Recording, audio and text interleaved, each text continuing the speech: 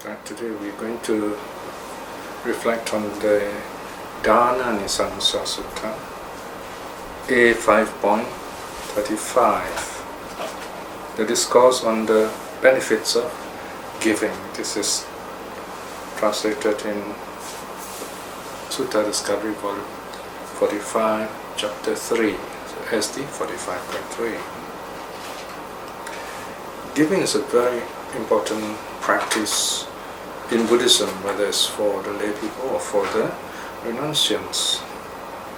It's the very first practice of being a Buddhist.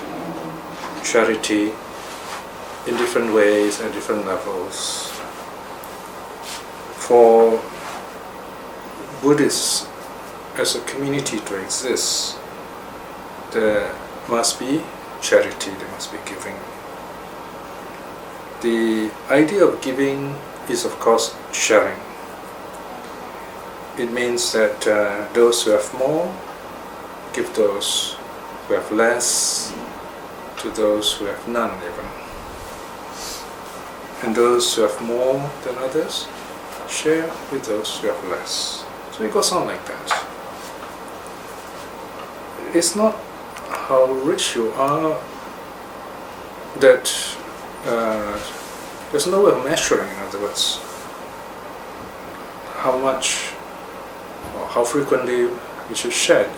It's a spirit of charity. In other words, you feel joyful, you feel with loving kindness, accepting yourself as you are, accepting others as they are, and then you show them compassion, you show them joy in their goodness and efforts, and also equanimity in the face of difficulties. With such qualities, we find that we like to act in such a way that we can connect with others in the Dharma. This is loving kindness. Loving kindness pervades all good actions in the Buddha's teaching, especially charity. The idea of giving is an expression of our inner love, loving kindness, accepting others as they are. But on a broader scale, it allows the whole community not only to exist but to thrive.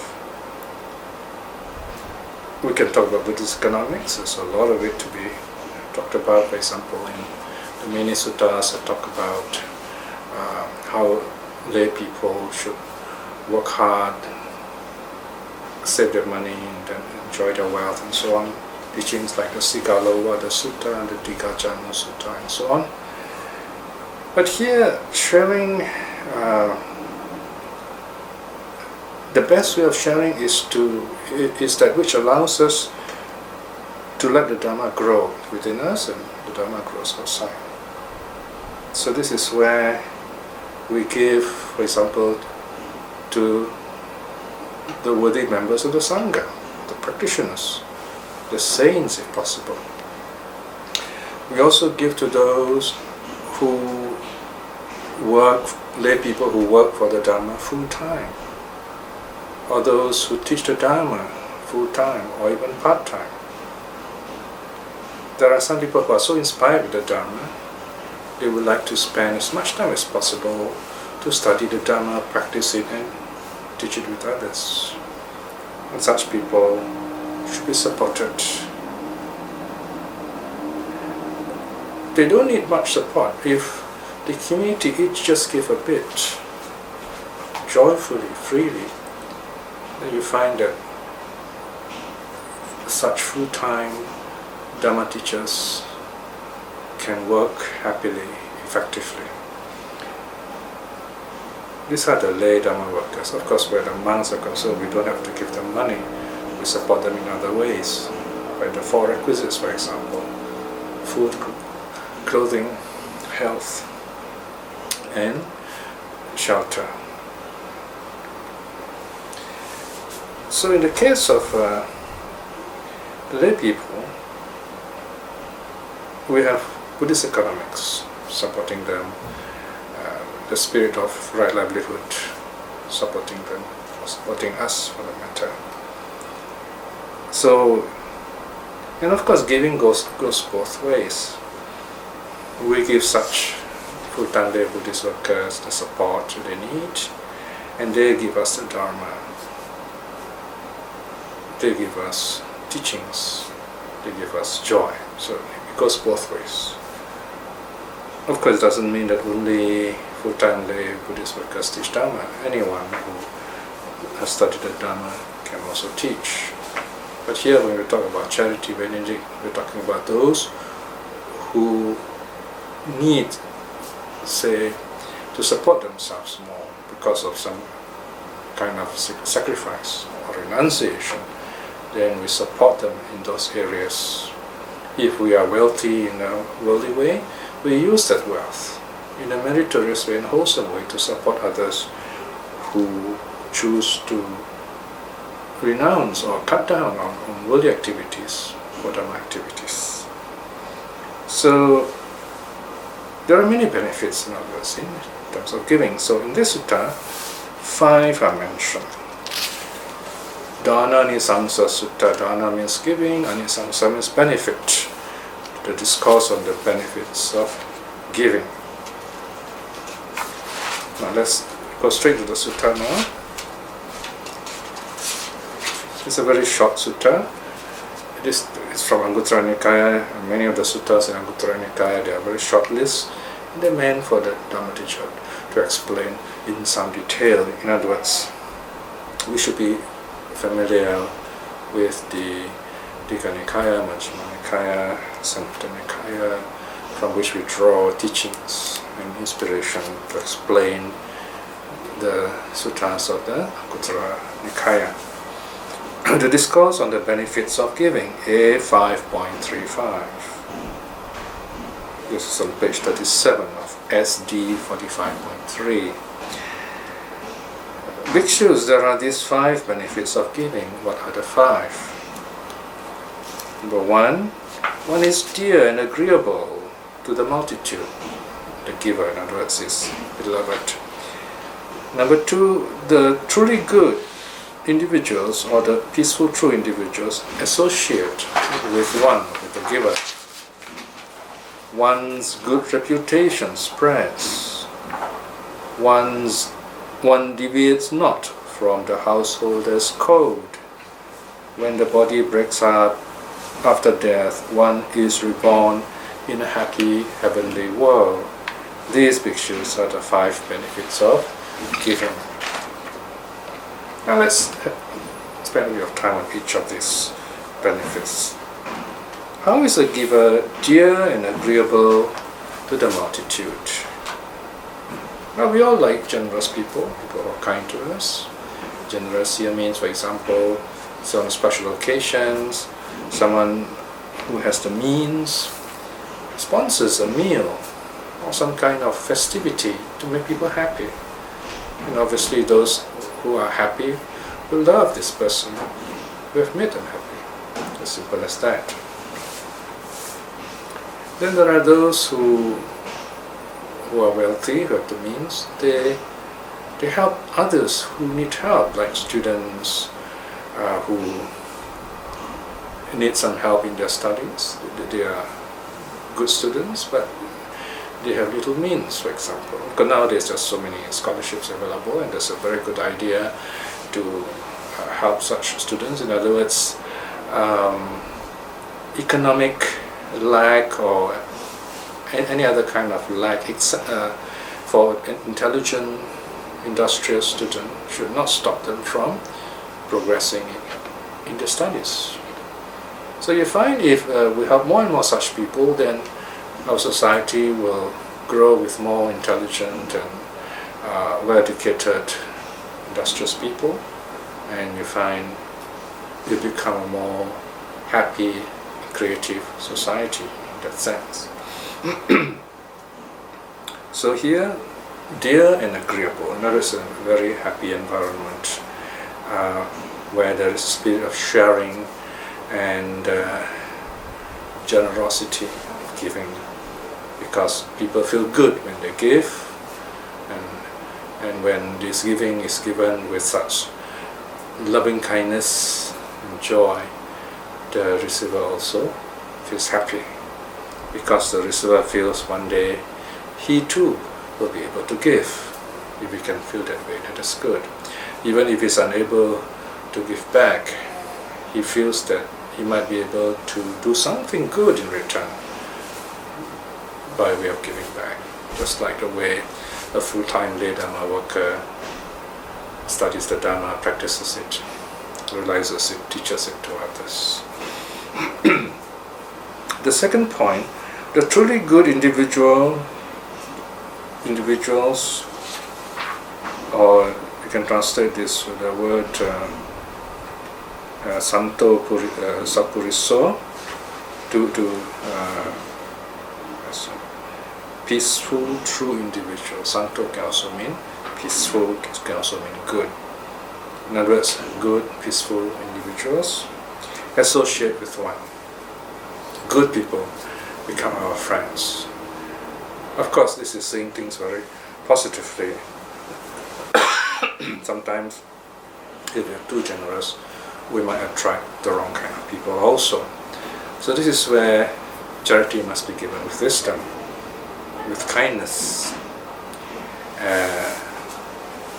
In other words, we give in such a way that we do not hurt people when we give it to them. Of course, it's very hard to know what kind of people we're giving to, because sometimes people may show themselves to be good and kind, but they could have other purposes in mind. But even then, if we give to them, there's nothing that we have lost. Maybe our pride is hurt, but that's not really a point in spirituality.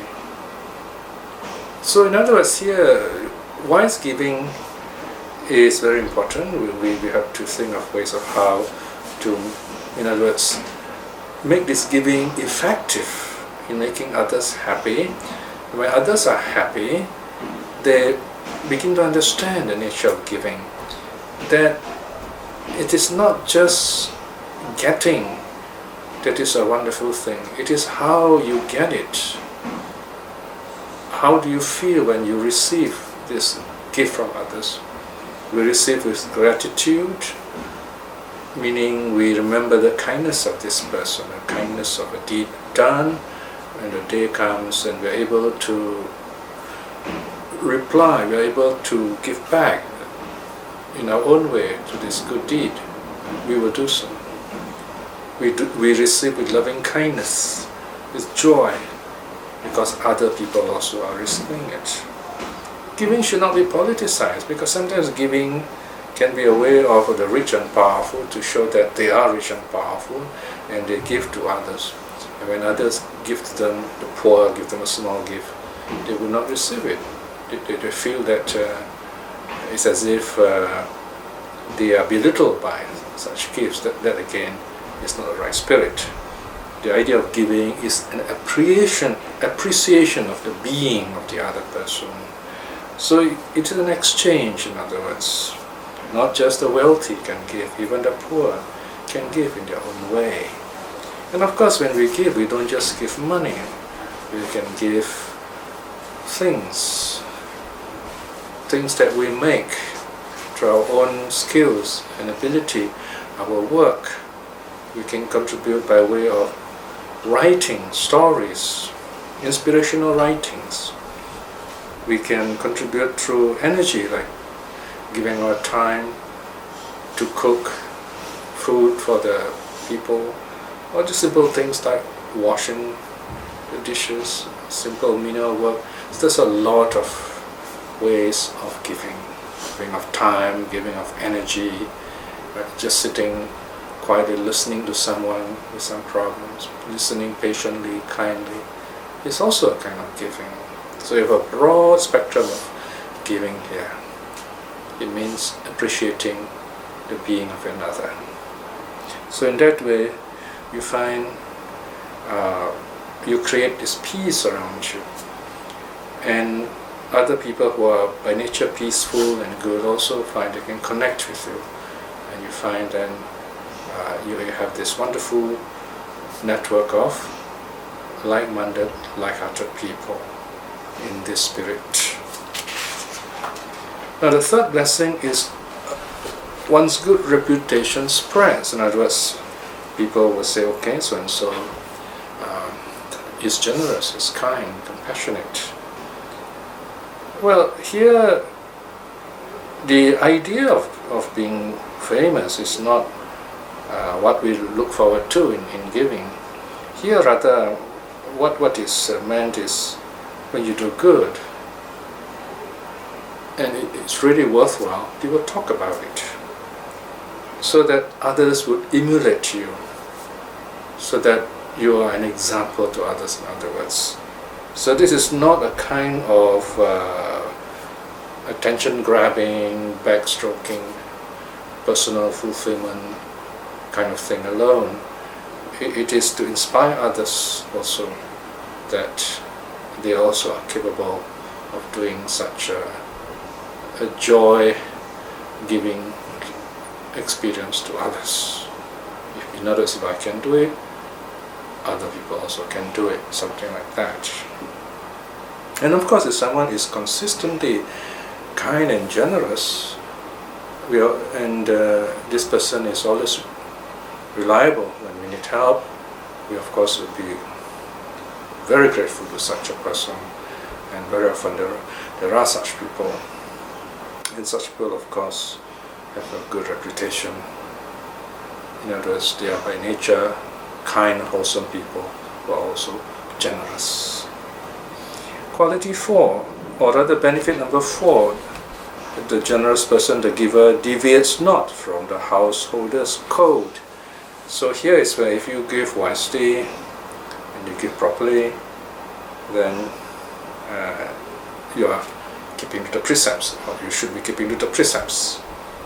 In other words, in giving, no life should be destroyed. In giving, nothing is, the not given is never taken.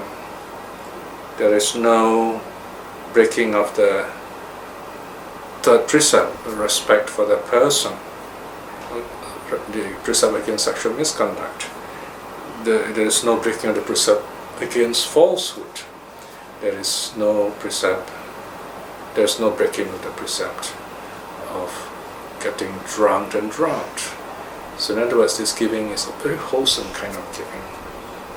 This giving makes everyone truly happy so that they continue to build up their own goodness. And so the whole community becomes happy and wholesome. The fifth and last benefit, when the body breaks up after death, one is reborn in a happy heavenly world. So this is a simple blessing for the lay people in terms of giving.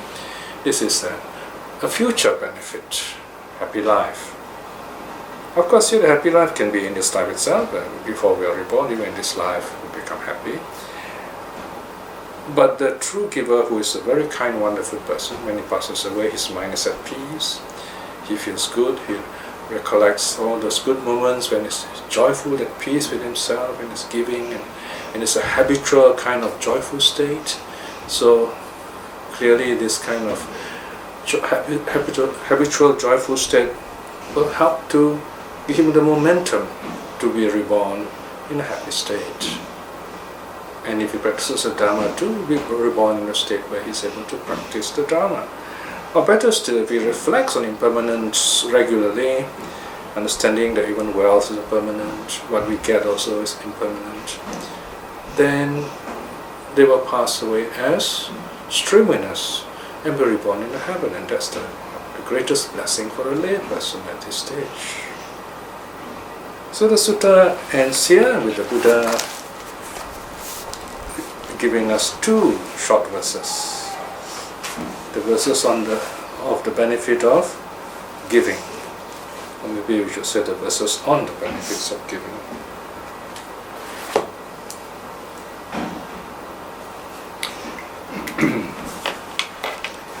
Dadamano piyo hoti satang dhammang anukkamang Santo nang sada bhajanti sanyata brahmacharayo. By giving, one is beloved. One follows the nature of the good. The peaceful always associate with the brahmacharis who are resting. The peaceful always associate with the brahmacharis who are restrained. Right, so here, whenever we give, people like us, love us. Right, so that's all these verses summarizes what we've been saying just now. Te tassa dhammang de senti sabba dukkha panudanang yang so dhammang idhanyaya parinibati anasavo. So this verse brings us on a higher level. So the previous verse is more like a worldly benefit. This is on a higher level, spiritual benefit. They teach one the Dharma that dispels all suffering. The Dharma, having understood which influx destroyed, one attains nirvana. Okay, so here we're talking about the gift of the Dharma. That's the highest gift. So notice again here, after the Buddha has taught all this worldly giving and so on, the Buddha still talks about the highest giving, that is the giving of the Dharma. So even though we are able to give material gifts, we must always remember we should also try to make the spiritual gift, the gift of the Dharma, the highest gift. And with that we end today's reflection. And once again, we have this very joyful moment to reflect on the Buddha's teaching, reminding us of the presence of the Dharma in our lives. And we only need to connect with this wonderful Dharma that is with us still, so that we are able to spread it out to others for their benefit also, and that they too will be able to practice, and they know the Dharma is available, and create joy for themselves and for those around them, or for those in contact with them. Reflecting in this way is wonderful good karma. By the power of such good karma, may we be well and happy in this life itself. May we be strong and wise in aspiring to attain at least stream winning in this life itself. And also by this various good deeds we have done, may all those people who have been kind to us be well and happy. May those who are working for the Dharma be well and happy. May those who have misunderstood the Dharma or been misled in the Dharma, may they see the true teaching, renounce their wrong ways, and happily see the Dharma for themselves in the true way. May all our relatives be well and happy. May even those whom the Dharma have not touched to see the Dharma for themselves and be liberated in this life itself. May all beings be well and happy. Sadhu, sadhu, sadhu.